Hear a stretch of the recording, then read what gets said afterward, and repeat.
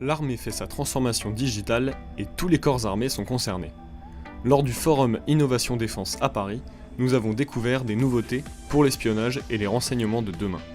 Au cœur de ce milieu très sensible et confidentiel, 3 innovations ont retenu notre attention. EarthCube, qui développe des solutions de surveillance géospatiale, prépare le terrain en analysant les menaces pour nos espions. On est sur une tendance où il y a de plus en plus de capteurs, que ce soit aériens, drones ou satellites, donc de plus en plus de données qui remontent vers l'espion, pas seulement du futur, mais l'espion de 2018. Et donc il y a une vraie nécessité d'être capable de filtrer l'information qui nécessite réellement à l'espion du futur, à l'humain, d'analyser. Donc l'espion du futur, il aura de plus en plus besoin de ces outils de filtrage et d'alerte pour se focaliser sur ce qui est réellement important pour sa mission. Donc ce qu'on va faire, c'est sur une image satellite ou une image aérienne, être capable de développer des algorithmes qui vont automatiquement détourer un avion, un bateau, un véhicule. Et donc l'avantage, c'est que sur une image où il peut y avoir jusqu'à 10 000 ou 15 000 véhicules, être capable de tous les détecter et de les compter avec une précision aujourd'hui quasiment égale à celle de l'humain analyste, mais évidemment avec un temps de calcul beaucoup moins important que pour l'humain analyste qui mettrait plusieurs jours à analyser cette image. On suit des sites stratégiques un peu partout dans le monde pour remonter des alertes quand il y a une augmentation de l'activité du nombre d'avions, une augmentation de l'activité des bateaux, ce genre de choses. Donc à chaque fois, l'idée c'est qu'on est face à un mur de données, beaucoup d'informations qui arrivent à l'utilisateur, et nous on propose un premier filtre pour seulement lui permettre de se focaliser sur ce qui est vraiment pertinent. Pas facile d'imaginer ce qui est aujourd'hui capable de faire ou de ne pas faire l'intelligence artificielle. Globalement, pour prendre un exemple, pour repérer des véhicules, effectivement c'est quelques dizaines de pixels sur une image satellite. Ce que l'intelligence artificielle va être capable de faire, c'est certainement pas au sens conceptuel de comprendre ce qu'est une voiture. En revanche, il va être capable de comprendre que ce qu'on veut lui faire détecter, c'est une forme sombre, rectangulaire, avec généralement à l'intérieur une autre forme rectangulaire encore plus sombre, globalement le pare-brise. Et donc ça, l'intelligence artificielle va être très très forte pour repérer ce type de forme rectangulaire un peu plus sombre que l'environnement de l'image par ailleurs, et faire ça à très grande échelle et à multiples reprises. L'intelligence artificielle est donc capable de travailler sur la forme des objets et sur la couleur des objets. Donc c'est comme ça qu'elle va repérer les objets qui nous intéressent, les véhicules, les bateaux, les avions, mais c'est aussi comme ça qu'elle va être capable de différencier ce qu'on appelle les classes d'observables. Donc au sein des avions, est-ce que c'est plutôt un bombardier ou est-ce que c'est plutôt un avion d'attaque rapide ? Il va se baser sur la forme de l'avion. On va lui montrer différents exemples d'avions d'attaque rapide, différents exemples de bombardiers. Il va être capable de comprendre qu'un avion d'attaque rapide, typiquement, va avoir une aile un peu plus delta, donc de forme un peu plus triangulaire, alors qu'un bombardier va avoir des ailes plutôt droites, potentiellement avec des hélices sur les côtés ou des réacteurs, chose qu'ont pas forcément de la même manière les avions d'attaque rapide. Donc encore une fois, il va travailler à partir de la taille, de la forme et de la couleur pour classifier l'observable qui nous intéresse. De son côté, Thales, le géant français de l'aérospatiale, a conçu une solution pour permettre la communication à distance en terrain hostile.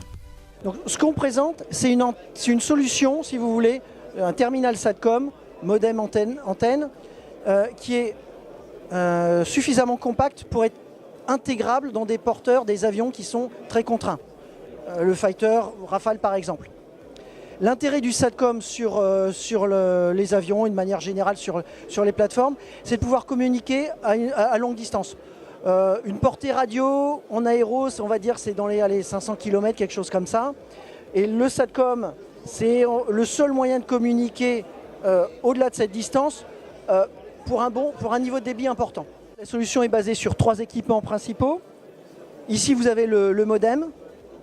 Donc le modem, c'est ce qui va transformer le signal électronique, votre signal IP, si vous voulez, vos paquets IP, en onde qui va travailler dans une certaine fréquence générique qui va être en bande L.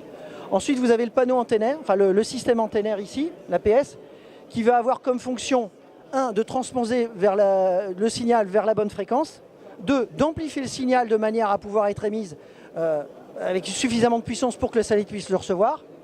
Et dernière chose, le système va être capable de traquer, donc de suivre le satellite, quel que soit le mouvement du porteur. Ça va être ça. L'antenne est autonome sur son mouvement. Et justement, pour le suivi, pour le tracking du satellite, c'est ce boîtier-là qui va capturer, C'est ce boîtier-là qui a l'intelligence de pointage. L'algorithme de pointage est dans ce boîtier-là. Et ensuite, il va donc piloter le système antennaire. Donc voilà, avec ces 3 boîtiers-là, vous avez la solution de communication par satellite. Et pour observer l'ennemi de très près en étant très loin, ISP Systems, une entreprise qui fabrique des équipements mécaniques de haute précision, a créé un miroir pour les télescopes spatiaux. Pour avoir un télescope spatial à très haute résolution, on a besoin d'avoir un miroir primaire, miroir M1 primaire, de très grande taille, de l'ordre de 1,50 m à 2 m. Le problème, c'est comme c'est de l'embarquer en spatial, il faut qu'il soit aussi léger. Et donc pour l'alléger, on utilise des miroirs qui sont le plus fins possible. L'inconvénient d'avoir des miroirs fins, c'est qu'ils ont tendance à se déformer plus facilement, sous l'effet de la température, de la gravité. Ils sont aussi plus difficiles à polir.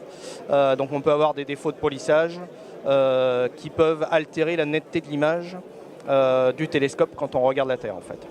Et donc le but de ce miroir déformable spatial, c'est de compenser toutes ces aberrations optiques en déformant le miroir, donc en générant la forme opposée à l'aberration optique finalement. Alors ce miroir existe depuis déjà pas mal d'années, mais pas pour des applications spatiales.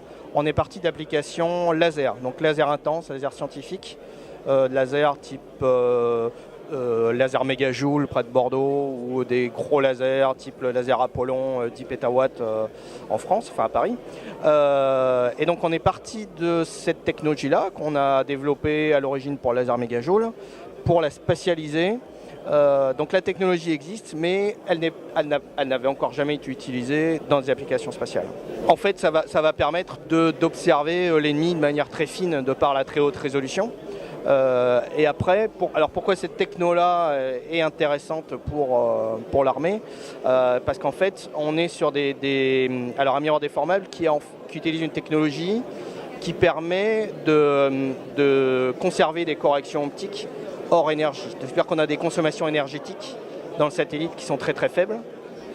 Et en fait, on a besoin d'énergie que si on vient changer la forme du miroir. Mais si l'aberration ne change pas, on n'a pas besoin non plus d'énergie. Autre point, on a une technologie qui intrinsèquement est redondante. C'est-à-dire que même si on a un actionneur, voire 2, 3 actionneurs qui sont défaillants, on pourra quand même continuer à corriger avec le reste des actionneurs.